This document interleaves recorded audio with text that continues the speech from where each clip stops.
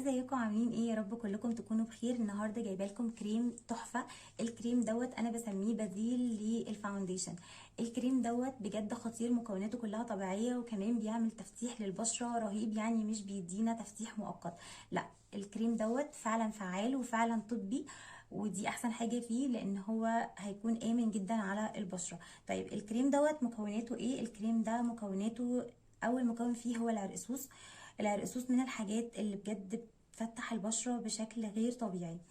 الكريم دوت ممكن ان احنا نستخدمه وننام بيه عادي، مفيش اي مشكلة، وكمان ممكن نحطه قبل السان بلوك واحنا نازلين الصبح. فالكريم دوت كمان بيرطب البشرة.